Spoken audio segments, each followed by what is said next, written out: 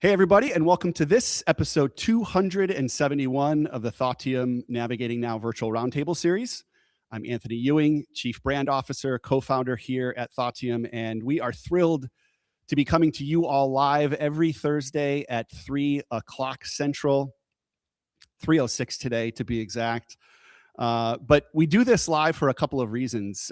One, to show up with consistency week over week. That's a key value that we have here at Thoughtium, our commitment to consistency for you all, our community. And then more importantly, to bring you leaders and leadership topics that matter most on a real-time basis. And today we've got an incredible leader that we have been connected to and even admiring from afar for several years here at Thoughtium. He has brought me a lot of inspiration, and I've been exposed to some of his great work. And we hope that some of our community members out there recognize this individual. His name today, Danny Bader. He is a keynote speaker. He's an author. He's a community builder and a leader. Danny comes to us to talk with us about this concept of the leadership pause. In a world where the times and business are moving so quickly, what is the power of the pause? A pause where we self-reflect, a pause that we might share with our team, and a whole host of other topics that we're going to be talking to Danny with today. So I want to welcome Danny to the table. Danny, thank you so much for joining. Sure, Anthony. Great to be here. Thanks. Yeah, this is, I feel like this is a long time coming, and in a lot of ways, I feel like you and I are kind of kindred spirits. We really subscribe to some of the same principles in life and leadership, and you just so happen to do a wonderful job of articulating those in, becoming an author, in your keynote speaking, and really in your presence. I mean, I think, your LinkedIn presence, it just kind of cuts through the rest. And I just want to thank you for your leadership before we dive into today's discussion. Absolutely. Hey, thanks a lot. I appreciate it. Yeah, you're welcome. So you and I have a connection through a dear old friend of both of ours in Chuck Pearson, and I would be remiss if I didn't bring him up. He's the way that you and I are connected and the way that I'm connected to so many other folks, both in and outside of the life sciences industry. And, I've never been in the same room with you and Chuck, so I'm curious, what are some of your big reflections when it comes to Chuck and the role that, he may have played in your life? Yeah, it's great. And, before you and I were getting on here, I was thinking, and I trust right now that Chuck's spirit is with us. Yeah. For those of you that don't know, Chuck passed on after a courageous battle with cancer. And anytime that I was with Chuck or in anticipation of coming out to, Northbrook to be with him, I just always appreciated his energy. He was just always very present. He was always kind of joyful and peaceful, even amidst the chaos sometimes of corporate when things can go wrong. He just kind of had that. And we'll talk about it. I believe he had a strong connection to his spirit. I think that's really what it is. And that's what I call the fourth energy. So I think you and I will chat about that a bit. I love that. Yeah. I mean, it's funny now that you have kind of taken me back to Chuck's energy and definitely his spirit. It filled every room that he was in. It's highly correlated to our discussion today. This concept of the powerful pause for leaders. Danny, in the work that you have written and in the messages that you're bringing to organizations and communities, large and small, there are a few things that really stand out that I want to just kind of touch on and have you expand on, because I know they're a big part of your message and hopefully, resonate with our community. The first is what might be one of your core tenets, which is just living versus being fully alive. Tell us a little bit more about that. Yeah, well, I had a tragic accident when I was almost 29. And after that, I lost a friend in that accident. I went to a dark place for quite a few years. And I realized, as I got through that and as I got more mature and got married and became a father, and, you just kind of life forces you to learn some things, which is wisdom. I just realized that for many years, I was just going through the motions. Sometimes I was on the low side of that, which we call rock bottom. And then many times I was in what I call the functional fog, where you're just kind of going through the motions. It's not that bad. There's a little bit of awareness. There's a little bit of gratitude. but you kind of lack that deeper connection, where you're not living with that radical reverence for your life. So I just think there's a huge difference there. When you're in that functional fog, and when I do my workshops, Anthony, it's funny. I have people take an assessment, and based on their questions, their answers to the assessment, it will say, you're rock bottom, functional fog, or living with a radical reverence for your life. And I would say 80% of the people in my workshops are in the functional fog, and they smile and they just laugh and they shake their head. And they get it. You see, the functional fog is where things are okay, and they're just okay enough where you're not getting that push to go to the next level. And that's kind of the tragedy of it. The years, the weeks go to months, months go to years. And then you look back and you're like, oh man, where'd that time go? Yeah. And then how do you help folks transition their mindset, and I'm assuming also their behaviors, from that kind of functional fog to a radical reverence for life? Yeah. Well, there's 5 principles in my back to life model. And I believe I've come to understand that when you practice those, right, when you have a good development, when you develop a good, strong vision, right? So you got that purpose every day. You're focused on what are you creating for you and the people that you love and the people that you lead. And again, I would say probably 10 or 20% of people in the classroom, have a vision. They say, okay, this is my story for the next 12 months. This is what I want to make real. We take them through that exercise. So that's really good. And then another principle is to be still, right? And then you hear what really matters most. The other one is to know yourself, know your values, watch your mindset and your voices, seek support and be support. So that's all around love, and that's all around relationships, and make sure that you're really keeping the relationships that matter very, very strong. And you might be distancing yourself from some people that are not the right energy for you right now. And then the 5th principle is just to evolve, to undergo continuous gradual change and growth, which has to be very, very intentional. It just can't be, we'll talk about growing out of tragedy or curiosity. Your growth has to be intentional, and I think, I know when you begin to apply those 5 principles, very proven, you have a tendency to live with much more radical reverence for your life. And living with a radical reverence for your life is not like a toxic positivity. It's not always happy unicorns and rainbows. It's just that you embrace the joys of life, and you also embrace the struggles, right? When you're in rock bottom and the functional fog, sometimes you go into victim mode and you don't want to embrace those struggles of life. Yeah.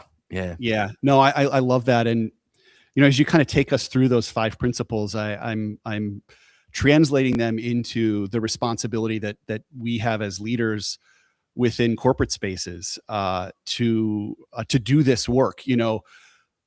Going through those kind of 5 principles, you could almost think of like, okay, well, I need to go and do like a 2-day retreat and work through this. But you talk about this, this pause as not just a retreat, but it's more of a discipline. It's something that you've got to be doing on a day-to-day basis. And I'm curious, when you kind of lay out these 5 principles, how would we suggest folks, kind of take these one bite at a time, or even leverage these or think about them, that pause throughout the day? Yeah, it's great. So when you take the 5 principles, and I do the workshops, and it's cool that we're talking about a pause, because a good friend of mine, Nanny Fulmore, who's been with Marriott for 30 some years, she's a GM of Santa Clara Marriott now. I was out there a couple of weeks ago with her group. And when I've known her for probably 12 years or so. And when she introduced me and she said to everybody, she said, this is all about a pause.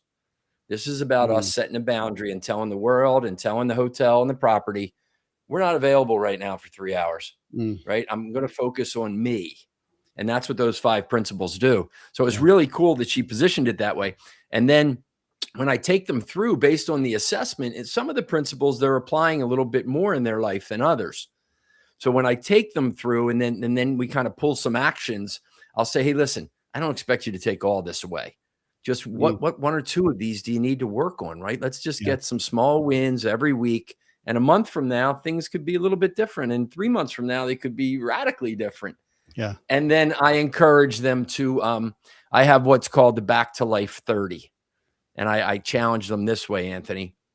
I say, you have 336 half hours in your week, right? 336 30-minute segments. Convince me right now why you should not take one of those 30-minute segments and stop the world and say, I'm going to focus on my life. I'm going to ask myself, how the hell am I doing? And I'm going to ask myself, what can I do to continue to grow for myself and for my people? Yeah. So when you put it that way, a lot of times Mm. they look and they go, oh my gosh, I'm Yeah. worth 30 minutes. But most times people go like this. They go, okay, great. I'll take 30 minutes and focus on me and my life.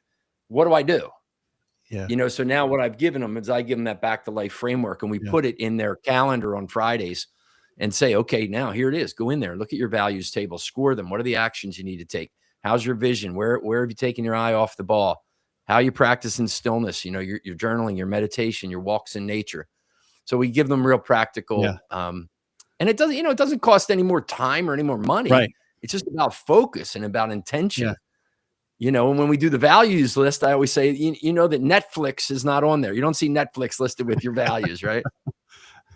And they all laugh. And I love Netflix. You just got to watch though, right? Because you could be Netflixing Yeah. for 6 hours or something. Yeah. You know, it's, you probably can see I'm like literally smiling ear to ear. Like I had goosebumps when you were kind of taking us through the idea of, you know, how many 30-minute segments we have in our life or in our year.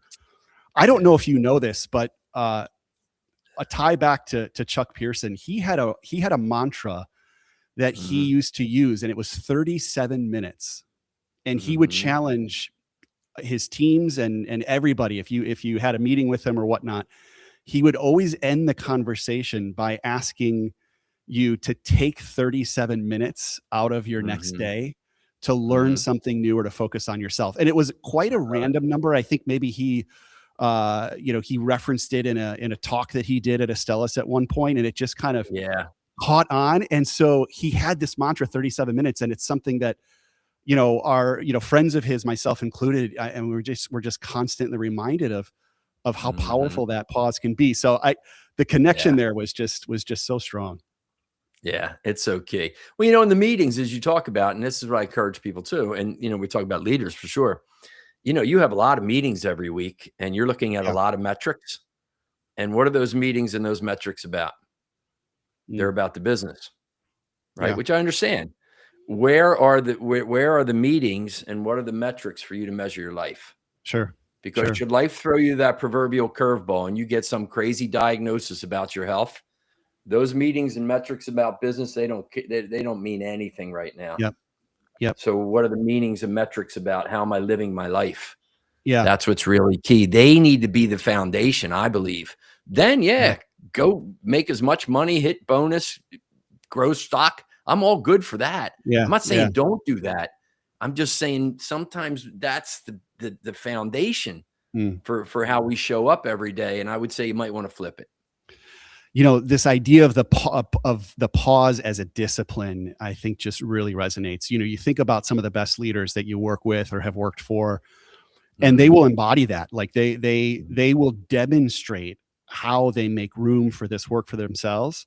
And even in the middle of a meeting, you know, in critical moments might demonstrate the ability for us all to take a bit of a beat, a collective pause. It's one of the most effective skills of you know, an experienced leader. It's so much easier said than done. And, you know, coming from my world in the client services space, you know, executive coaching, consulting, leadership development, in many ways, we feel like we're in the room to have the answer.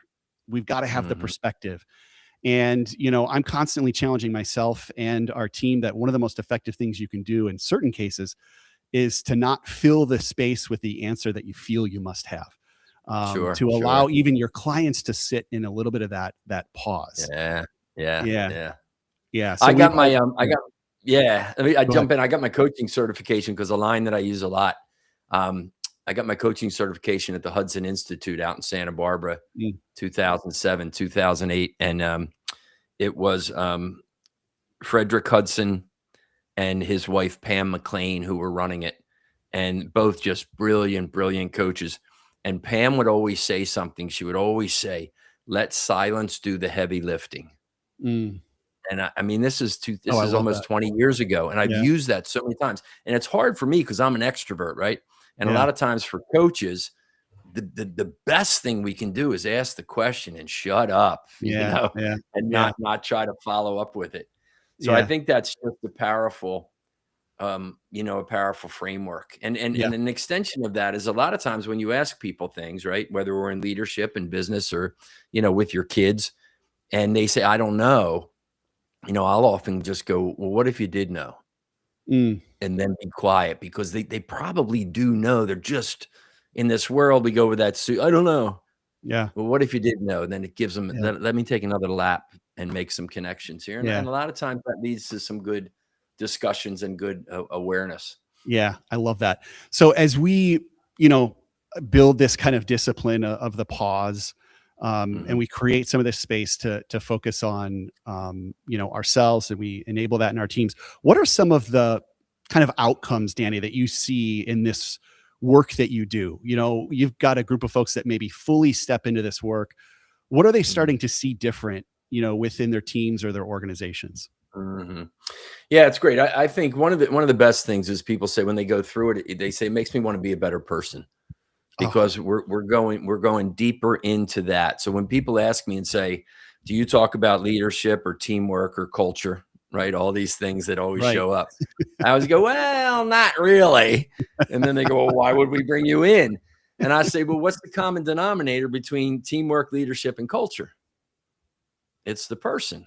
Mm, So why don't we slow down and pause, and let's apply some of the really powerful principles to the person and mm, see where they need to do a little bit of the work," right? It's all about doing the work.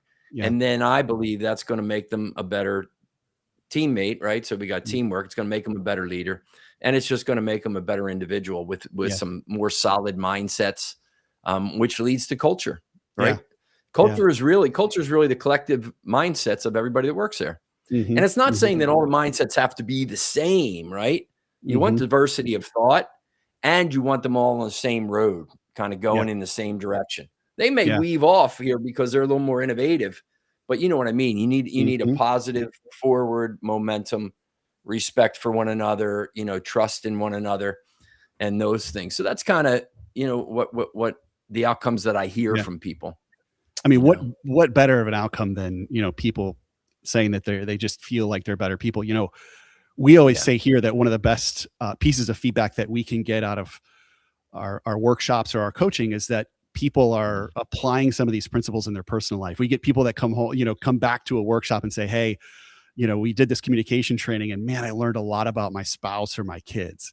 And Right. I think one of the great benefits of the, let's call it, the transformation that we've all been through over the course of the last like 5 or 6 years through COVID, virtual Yeah. first, has been that the lines between personal and professional development are blurring. hmm Oh, I think. People want to know that if they're investing their money or their time in some sort of professional development, whether it be coaching or leadership development, they want to know that it supports them not only in this role but their next role, and hmm that it supports them within these walls of their organization and outside as well too.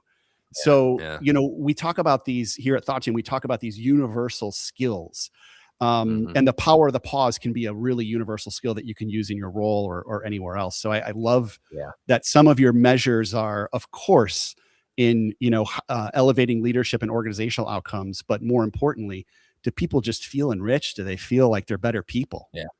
Yeah. Yeah, I think so. Years ago, I worked for MBNA, a credit card company in Wilmington, Delaware, and I was leading a new manager, new leader workshop, and we had a senior vice chairwoman in, and she just Mhm. posed that question. You've heard it many times, and she says to the managers, "Do you focus on the results that the people produce, or the people who produce the results?" Mm, And again, it's just one of those things I'll never forget. And it sounds kind of cliche, right? yeah, And though it's really it's truthful when true. you think about Yeah, it. When you can yeah, just focus on the individual. And as you said, you've got to cross that line in the proper way to let them know that you care about their life outside of work. mhm, mhm, mhm. Because when they're fulfilled and resilient outside of work, they're going to show up better. Yep. When they've got a bunch of stuff going on out there that they may not know how to handle. I'm not saying you jump in and help them handle their stuff. Maybe you offer them the tools, the skills, the framework where they'll grow into learning how to handle some of that Yeah. better, because I didn't handle a whole lot of things very well for a long time in my life. I'll be the first one to admit it. So they always say that the best people to kind of help is the person that you used to be. Yeah. I say that some of the best leaders that I've worked for kind of have this triple threat where, they could get on stage in front of the entire organization and really inspire folks, to march in the same direction. They could also drop down and jump into any meeting room and be dangerous. And then the third piece is they could run into you in the hallway and know that, your mom is sick or your brother just had a big birthday or something like that. And, that's just that's the type of well-roundedness that we're looking for in our leaders. Danny, I want to maybe transition a little bit because as much as, we love having these conversations, I think, the work that you do is not just on kind of the whole being and building fulfillment and meaning in your life. You actually touch on productivity as well too. I know you've got a productivity workshop, and I'm curious, with something as kind of specific as productivity, like what's the perspective that you're bringing into the productivity space that are really opening people's eyes to, shifts or change that they may want to make in their day to day? Yeah, that's great. I used to work. I'm blessed to have worked for a guy named David Allen years ago, and he wrote a book called Getting Things Done. And David, I think he's about 80 now, lives in where is he now? Amsterdam. And working with him, he was all about workflow. How do you think about the work coming at you? And he would always say he was system agnostic. He didn't care if you had, paper, Outlook, Palm Pilots back in the day or whatever. So I've kind of evolved when I left him, but I held on to a lot of the principles that he taught. So it's just about people, you keeping your head clear and making sure that you convert whatever information comes to you into what it is. It's a huge step. See, most people, it lands, and let's just take their inbox, for example. It lands in their inbox and they may open it, read it, think about it for a moment, close it, leave it there, come back to it.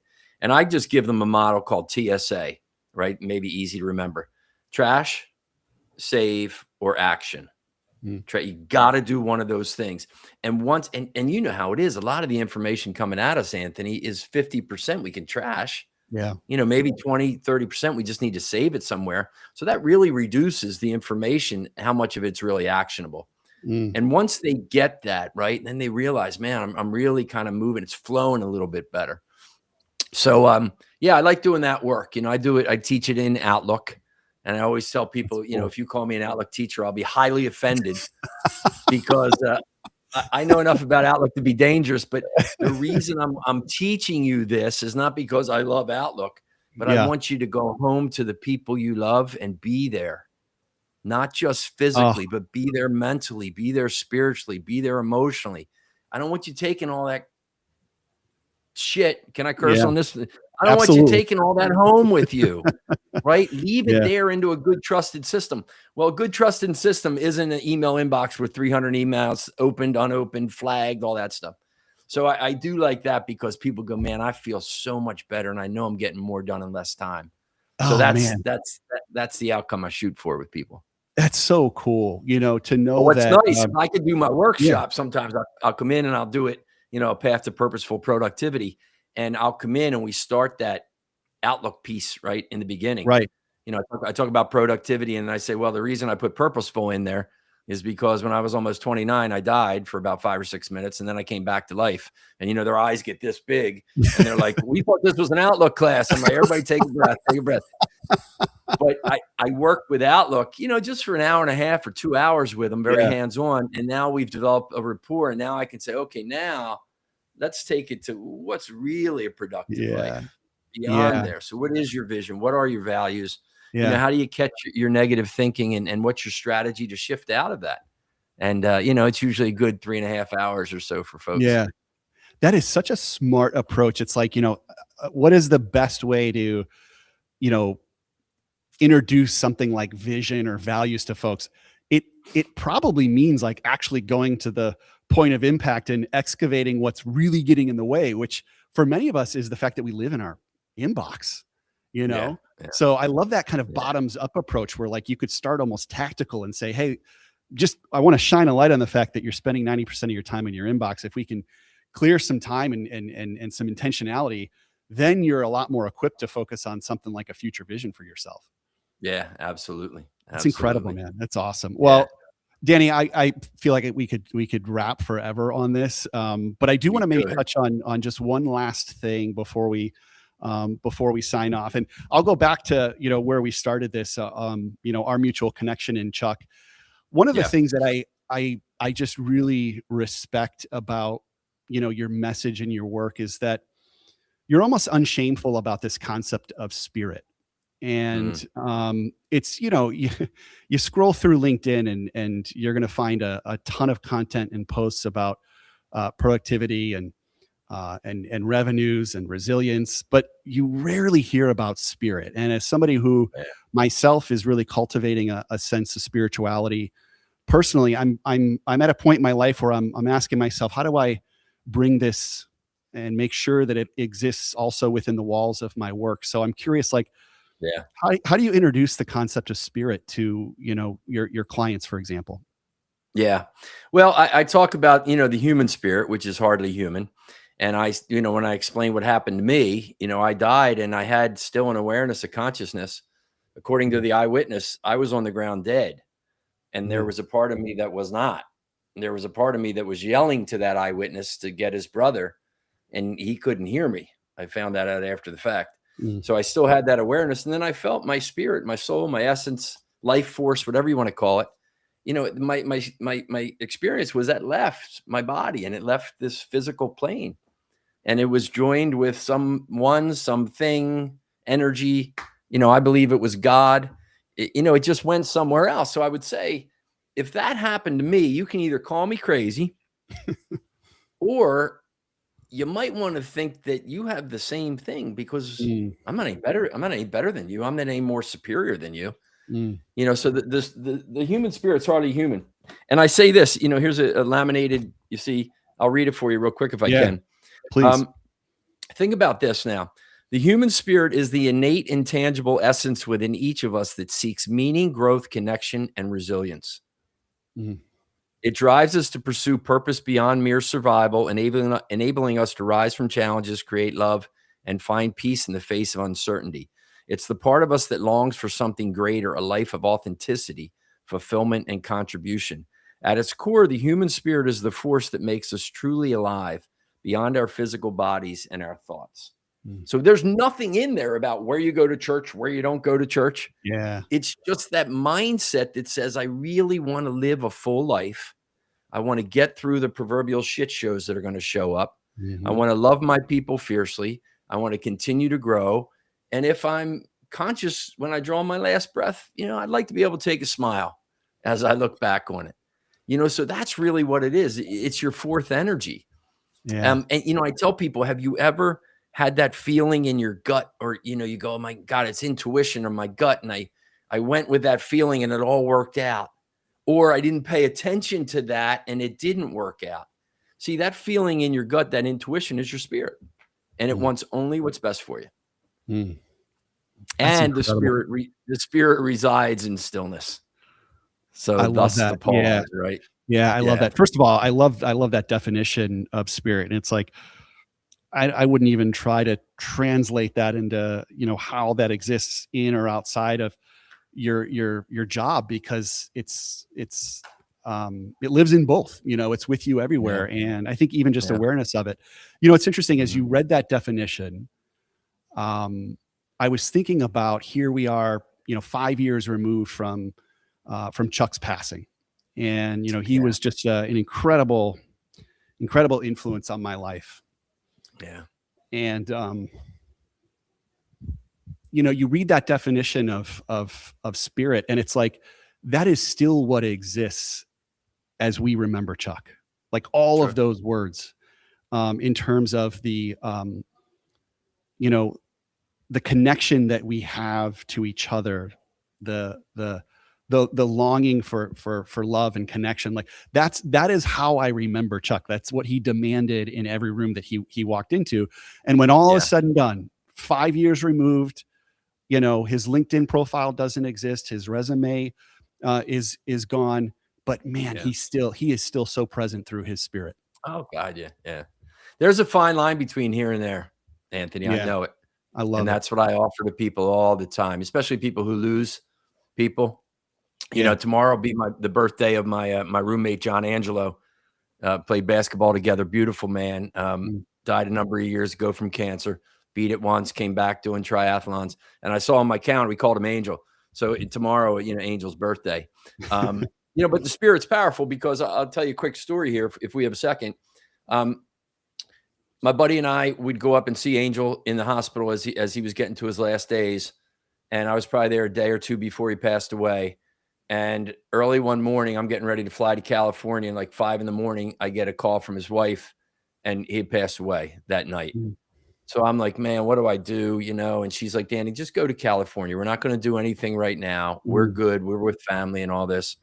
So I go out to California. I'm in Newport Beach, and, you know, I'm on East Coast time. So I wake up at like 4 o'clock in the morning, and I go up on the top of this beautiful hotel. You know, they got a rooftop with a bar and all. It's all, you know, it's all closed up 5 o'clock in the morning. And you know, the sun, the orange is just starting to come up over the Pacific Ocean. It's about 2 blocks away from me. And I'm just there, and I'm just really thinking about him. You know, my heart's heavy. And all of a sudden, my phone text message pings. Who do you think it's from? It's from him. And I'm like, wait, I'm here talking to you, praying to you right now, and this better not be you. So sure enough, it was his wife, and she had sent me a picture when, you know, I wrote another book here, I Met Jesus for a Miller Lite. Yep.